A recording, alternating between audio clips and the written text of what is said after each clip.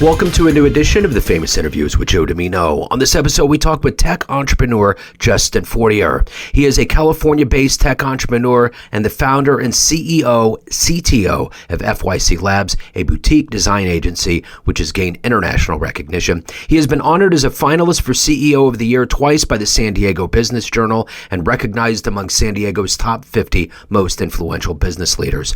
Holding advisory positions at top-level ventures, he's made significant strides in blockchain, e-commerce, and manufacturing technology, and it's all a great story. Enjoy. Well, hey, man, it's great to meet you, and I'd like to begin our conversation with, looking at the calendar, we're on the 4-year anniversary of this pandemic, and I'm curious, if we go back to 2020, how did you survive it, and how did it change the way that you approach things? Oh, man. Pandemic was kind of a unique time, particularly for our business, so it's hard to say that the pandemic was something that it's hard to have it as a controlled variable, right? So our business had actually been sort of status quo. We'd been sort of a boutique agency for about 6 years while I was doing other projects. And around the same time the pandemic came in, I came back to the business. So it was a time of change entirely for our business, for our structure. We changed partners. Obviously, everybody went online and, unfortunate circumstances, but good for FYC. Our company blew up absolutely from about 5 people in a boutique agency to 50 people within a year and a half, 2 years of the pandemic. So navigating it was pretty straightforward for us. We all worked from home anyway, remote first anyways, and we just were able to kind of capitalize on that. The culture was already in place. So let's get to the heart and soul here in 2024 of what you do on a daily basis. So I'm going to put you in front of a bunch of third graders. It's career day. And one of the kids asks you, hey, what do you do for a living? How do you answer that child? Yeah, we design and create software and, like applications, programs, and websites. So what did you want to be in the third grade? What was your dream? Oh, geez. Third grade, probably a baseball player for the Chicago Cubs. Big fan of Ryne Sandberg. Second base.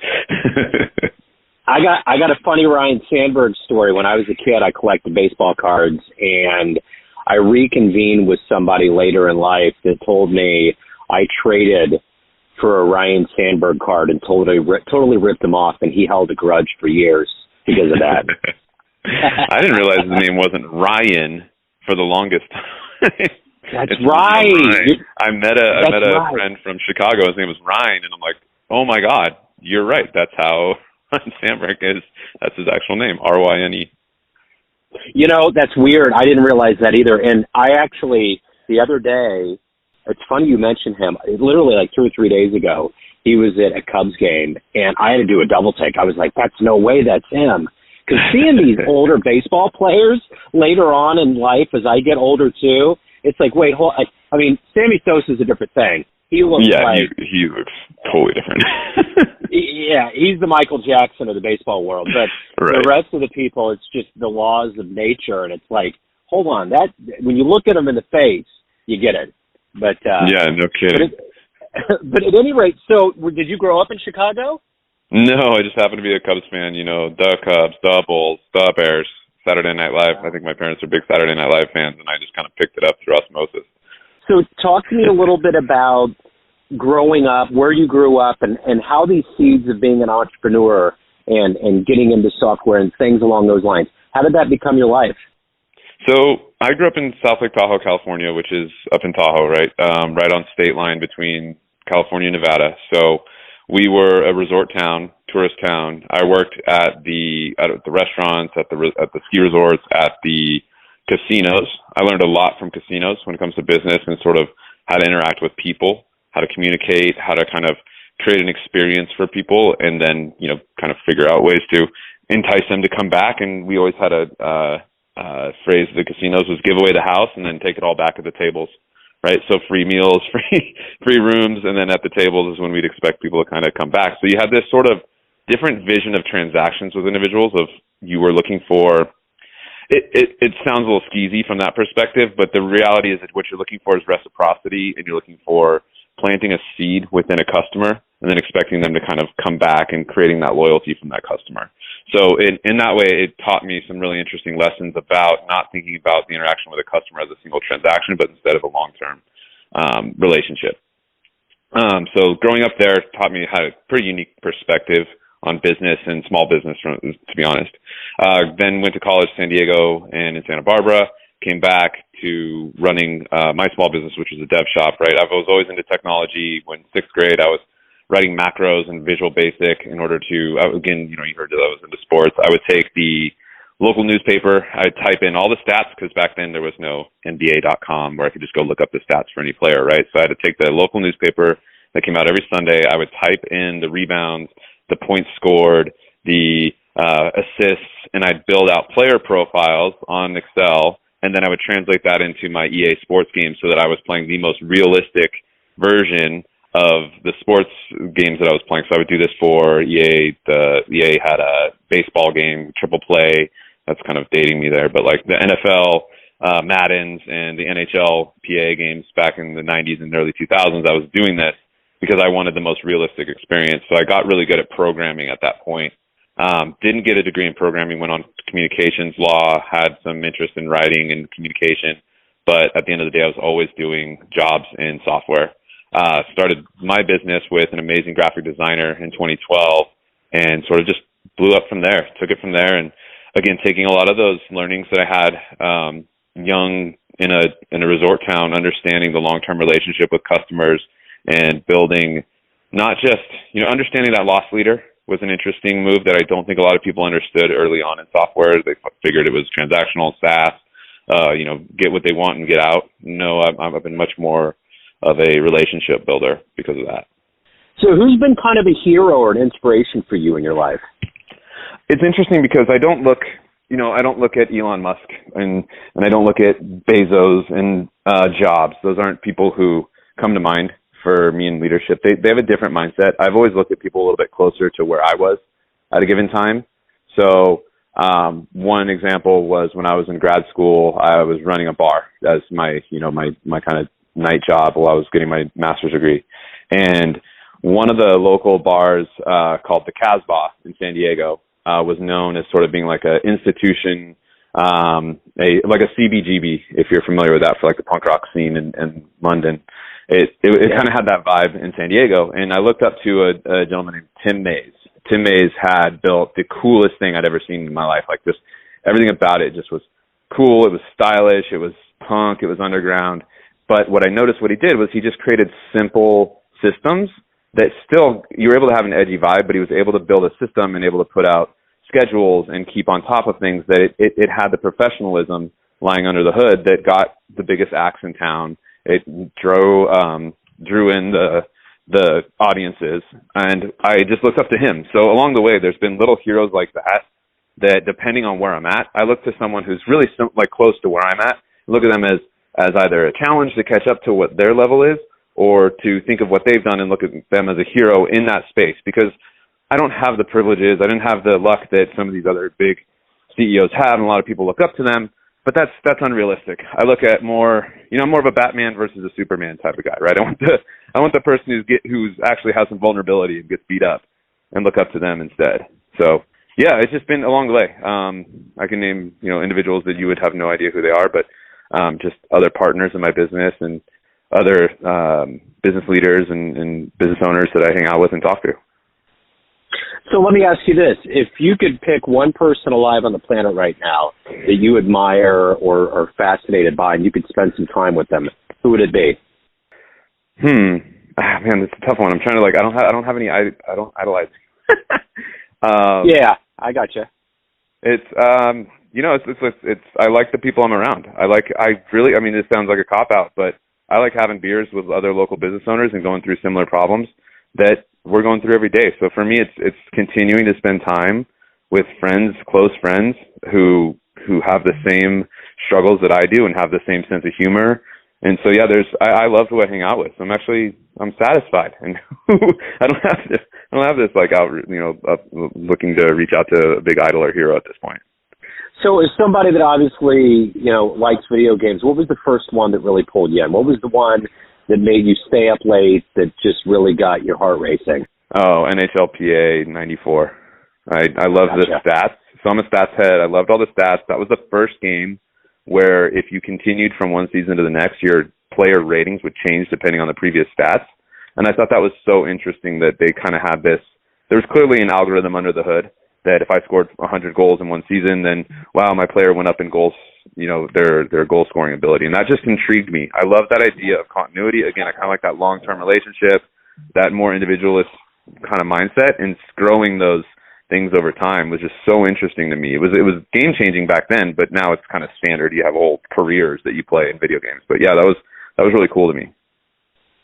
I'm an IT guy by day, so I'm always fascinated by trends and people that have been in technology. And I can't believe how long I went without knowing that Steve Jobs created Pong.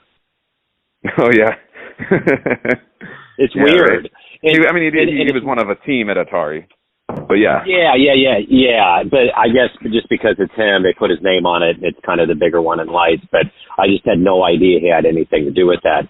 And the one thing too, when I was in my teen years, I really got into the whole Mike Tyson boxing thing. And someone showed a meme the other day of that first big, tall looking Russian dude that he fought. And it looks like Logan Paul. Yeah, right. It's so weird. And now, are they going to fight? Are they fighting? Did that get squared away? Is Tyson going to take on Logan Paul? July 20th. It's going to be a Netflix thing, and I guess the rhetoric now is that it's going to be more exhibition than real deal, but it's still going to happen. I don't think either one of those two individuals will take it easy. No. Are you kidding me? When they get in the ring, they're not going to be. This is not going to be a beer league match. They're going to go at it. I think Mike Tyson's going to walk in that ring like he was in Tokyo in 1990, and he's going to see Buster Douglas come at him, and he's going to want to completely reclaim that part of his life that went away.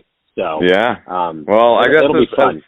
As I get older, I still have that fire. Every once in a while I play beer league hockey, and I think I'm going to walk out like I'm 22 years old too, but then all of a sudden my body reminds me that I'm not 22 anymore. Yep, exactly, for sure. So we'll see how he does. Yeah, right, exactly. It's going to be interesting. So let me ask you this. What's your motivation every day to get up, to do the work that you do the best that you can, and to also evolve as a human being? Yeah, I think right now it's family and close friends. You kind of are going to hear that kind of story from me right now, and that's I have this sort of make a big drop in a small pond, try to affect a lot of strongly affect those around me that I'm close to, rather than sort of trying to have a large ripple effect or small ripple effect across a large ocean, right? So for me, I really enjoy getting to know the individuals that I work with. I like getting to know what their kind of goals are in life and see if I can support that along the way, mentor individuals at an individual level versus sort of going out and having a large impact. It's funny, there's another engineer that I share an office with, one of the best engineers I've ever worked with, former NASA engineer. Him and I did a lot of blockchain stuff together. A brilliant guy. And he has the exact opposite effect. He likes to build applications where he never actually really gets to talk to the user. But he has a small impact on hundreds of thousands of people through his applications, right? He loves the feeling that he's changing the world by having large volume impact. I like to have small impact or big impact on small groups. So for me, it's my family, it's close friends, it's my hockey buddies, it's my small business buddies that I have a beer with every Monday. We have something called Beer 30 because we all go out, grab a beer together, talk about all the crap that we have to deal with as small business owners and just relate to one another. And that little bit of advice, that little plant that seed for that friend and seeing their business grow and seeing successes for them is really cool to me. So that's the thing that motivates me a lot is seeing and building relationships with people and seeing them become successful close to me, not necessarily, oh, I created an app that solved this big problem. Although I love doing that too. That's don't get me wrong, but I like to do that in order to have an impact on the people around me. So speaking of impact, those little things like advice that we get from people is huge. It resonates in our lives. What's the best advice you've ever gotten?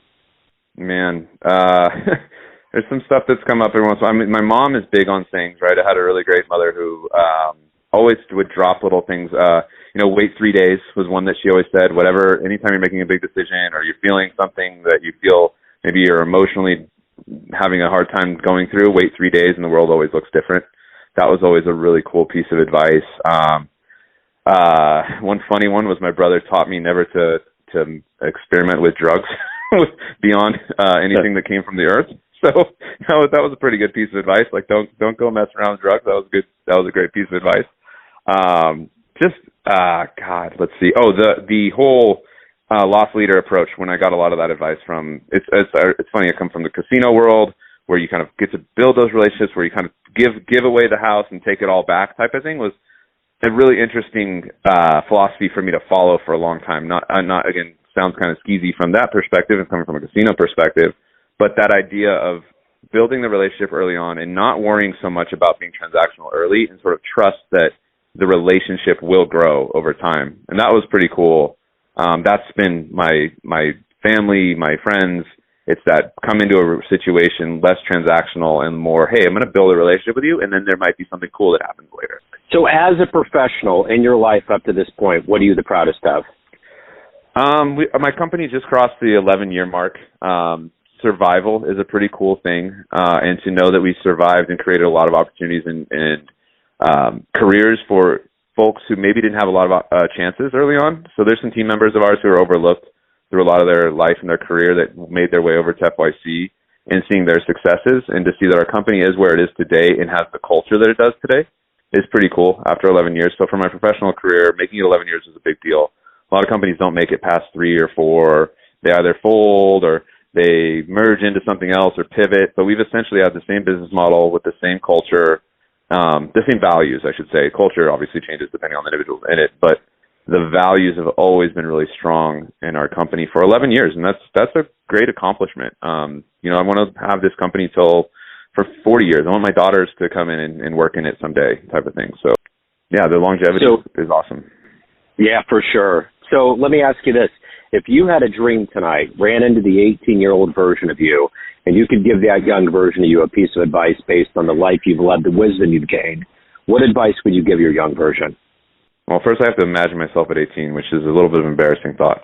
that guy was a maniac. He ran around a little bit too much.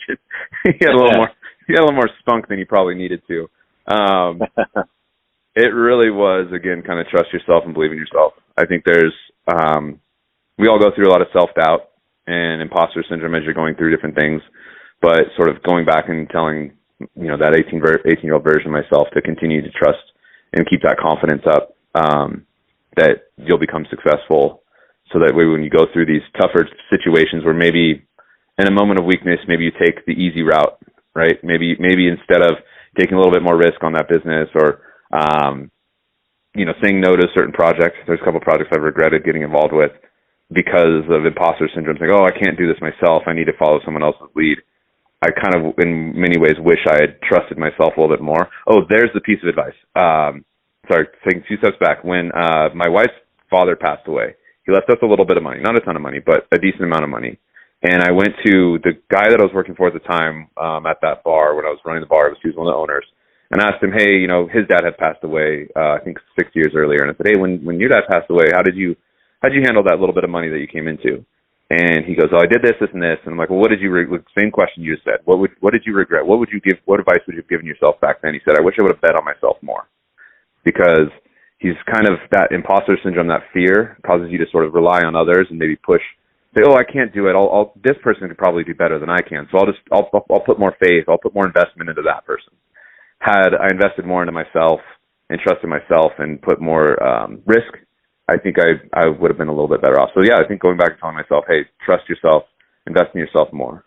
So let's say we get off this call, time machine pulls up in front of your house.